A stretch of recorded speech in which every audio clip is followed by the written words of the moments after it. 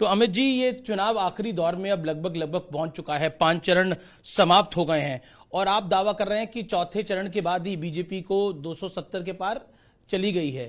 तो ये कॉन्फिडेंस है या ओवर कॉन्फिडेंस? मैं मानता हूं कि हमारी स्थिति काफी अच्छी है। हम 400 पार करेंगे। 2004 में यूपीए 1 की कांग्रेस की सरकार आई तो 145 सीटें उनकी आई और 2009 में जब सरकार रिपीट हुई तो 206 सीटों के साथ हुई। तो तीसरी टर्म की गवर्नमेंट थोड़ी टफ रहती है, हमने वर्ल्ड वाइड ये देखा है।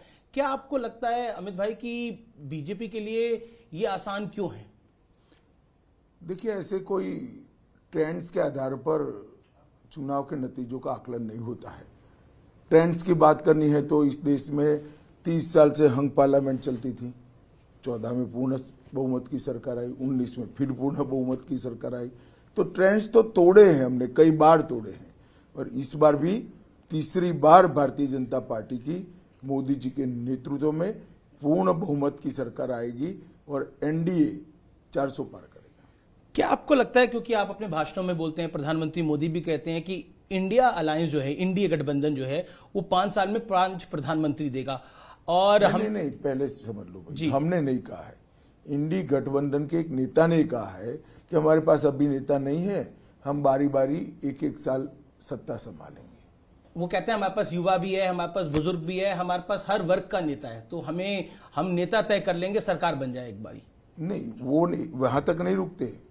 5 साल एक प्रधानमंत्री बनाएंगे, वहां तक जाते हैं।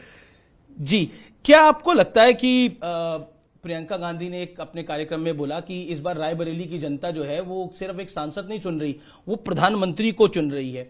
क्या आपको लगता है विपक्ष भी थोड़ा कॉन्फिडेंट हुआ है बीते 5 चरणों में? तो रायबरेली की सीट जीतने के लिए शायद उन्होंने कहा होगा, वो भी जान रहे हैं, मुझे तो मालूम नहीं, मगर उनका वैकेशन का प्लान भी तय होगा 4 तारीख के बाद का। लेकिन उद्धव ठाकरे भी कह रहे हैं कि मैं तो मोदी जी को पूर्व प्रधानमंत्री कहा करूंगा, मैं तो शपथ ग्रहण का न्योता देता हूं अमित शाह जी को और प्रधानमंत्री मोदी को। चलिए, अच्छी बात है। अब 1 तारीख को सब चीजें दूध का दूध पानी का पानी हो जाएगा। शरद राव पवार और उद्धव ठाकरे की पार्टी, उनका आरोप है कि ये पार्टी को भारतीय जनता पार्टी ने तोड़ा और वो ये मैसेज देने की कोशिश कर रहे हैं कि रियल पार्टी हम हैं और बीजेपी ने हमारे साथ हमारी पार्टी को तोड़ दिया है। देखिए, मुझे एक बात बताइए, अगर शरद पवार जी अजीत पवार को अपना वारिस घोषित करते तो पार्टी टूटती क्या? और उद्धव जी अपने बेटे की जगह एकनाथ शिंदे को आगे करते तो पार्टी टूटती क्या? इनकी पार्टियां अपने पुत्र पुत्री मोह के कारण टूटी हैं और वो कहीं और जाकर कारण ढूंढ रहे हैं। रैली में आपने बोला कि अरविंद केजरीवाल एक यू टर्न नेता है, किस कारण से आपने बोला? इन्होंने कहा था कि हम भ्रष्टाचार के खिलाफ लड़ाई लड़ रहे हैं, पॉलिटिक्स में कभी नहीं आएंगे।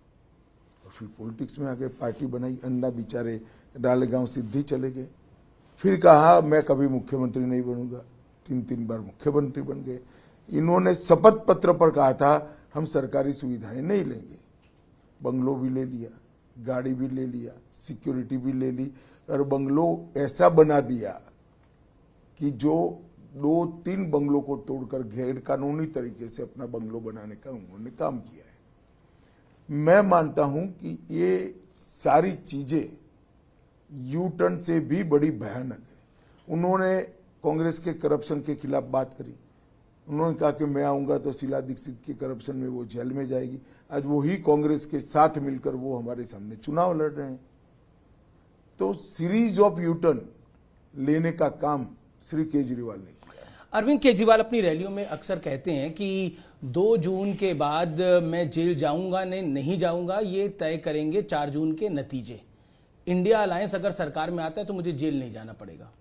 जहां तक मेरी समझ है, उनको 1 जून को ही जाना है, सरेंडर करना है। तो 4 जून को तो वो जेल में ही होंगे। लेकिन आपने भी एक स्टेटमेंट दी कि ये स्पेशल ट्रीटमेंट है। नहीं, मैंने तो जजमेंट के बारे में जी, केजरीवाल जी के बारे में नहीं किया है। क्यों आपको लगता है कि ये जजमेंट खास है? देखिए, किसी भी व्यक्ति को अपने कामकाज के लिए इस तरह से इंटरिम बेल नहीं मिला है। मानो कोई चार्ट अकाउंटेंट होगा, कोई इंडस्ट्रियलिस्ट होगा, कोई किसान की बुआई का समय हुआ होगा, कोई हज्जाम की दुकान चला रहा होगा, तो उनके भी तो कामकाज है।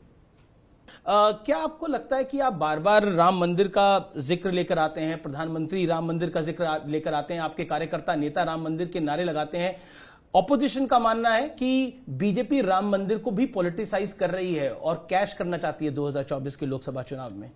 देखिए, ये मुद्दा तब खड़ा होता है जब इन्होंने राम मंदिर की प्राण प्रतिष्ठा में हिस्सा नहीं लिया। अगर वो ले लेते तो वहीं पर बात समाप्त होनी। उनको देश की जनता को बताना चाहिए कि राम मंदिर की प्राण प्रतिष्ठा में वो लोग क्यों नहीं गए। ये एपीसमेंट की पॉलिटिक्स करने के लिए नहीं गए। इसलिए बार बार ये मुद्दा चुनाव में मुद्दा बन जाता है। जी, आप अपनी रैलियों में अक्सर बात करते हैं और कहते हैं, आरोप लगाते हैं कि विपक्ष जो है वो इस देश को शरिया के हिसाब से चलाना चाहता है। ये हमारी बात नहीं है, उन्होंने ही कहा है, अपने घोषणा पत्र में कहा है कि हम पर्सनल लॉज को इंट्रोड्यूस करेंगे। तो पर्सनल लॉ कौन सा है भाई? एक ही है, मुस्लिम पर्सनल लॉ। लेकिन कांग्रेस से मैंने सवाल पूछा, उन्होंने बोला मिस रिप्रेजेंट कर रही है भारतीय जनता पार्टी हमारे घोषणा पत्र। तो वो पर्सनल लॉज के क्या कहना चाहते हैं उसकी स्पष्टता करे देश की जनता के सामने कि हम मुस्लिम पर्सनल लॉ की बात नहीं कर रहे हैं। उनको कर देनी चाहिए स्पष्टता। लेकिन फिर आप भी तो अपना वोट बैंक साध रहे हैं इससे। नहीं, वोट बैंक कहां से सदेगा हमारा? मुस्लिम वोट बैंक वो साधने का प्रयास करें हम तो। आप दूसरा, मेरा सवाल है, ऐसा नहीं है भाई। उनके घोषणा पत्र में जो चीज है इसको हम जनता के सामने रख रहे हैं। बंगाल में ममता दीदी के गढ़ को इस बार आप बहुत बड़े तरीके से चैलेंज कर रहे हैं। कई ओपिनियन पोल्स ने तो बताया कि बीजेपी का नंबर पिछली बारी से बढ़ सकता है। लेकिन क्या आपको लगता है संदेश खाली एक बड़ा टर्निंग पॉइंट रहा बंगाल के इलेक्शन का? संदेश खाली चुनावी मुद्दा नहीं है जी। एक महिला मुख्यमंत्री के नाक के नीचे सालों तक धर्म के आधार पर महिलाओं का शोषण होता रहे और महिला मुख्यमंत्री इसलिए कुछ न करे कि शोषण करने वाले इनके कार्यकर्ता हैं, इनकी वोट बैंक का हिस्सा है। इससे ज्यादा शर्मनाक बात कोई हो ही नहीं सकती। ये इलेक्शन का मुद्दा नहीं है, ये देश की सुचिता का मुद्दा है। शासन किस तरह से चलना चाहिए? आपकी वोट बैंक को एड्रेस करने के लिए महिलाओं का आप शोषण करने दोगे? हम निश्चित रूप से इस मुद्दे को इलेक्शन के समय में भी और इलेक्शन के बाद भी बंगाल की जनता के बीच में ले जाएंगे। अक्सर आप बंगाल में अपनी रैलियों में ममता बनर्जी का जो नारा है माँ माटी मानुष, उसको आप बदलते हैं और कहते हैं कि अब मुल्ला मदरसा और माफिया की खातिरदारी हो रही है। क्यों? एक बंगाल के युवा ने मुझे भेजा था जी, मेरे पास व्हाट्सएप मैंने सेव कर रखा है जी। तो ये तो जनता की फीलिंग है। क्या आपको लगता है कि सीए के नाम पर, क्योंकि आप देश की गृह मंत्री भी हैं, सीए के नाम पर इस देश के एक बड़े तबके को, अल्पसंख्यकों को डराया जा रहा है? बंगाल में कहा जा रहा है कि अमित शाह अगर जीत गया, यानी बंगाल में अगर भारतीय जनता पार्टी जीत गई तो सीए लागू होगा और चुन चुन के निकाला जाएगा। सीए वैसे भी लागू होगा और सीए किसी को निकालने का कानून है ही नहीं। सीए भारत सरकार का कानून है, देश की संसद ने पारित किया है और पूरे देश में वो अप्लाई हो रहा है।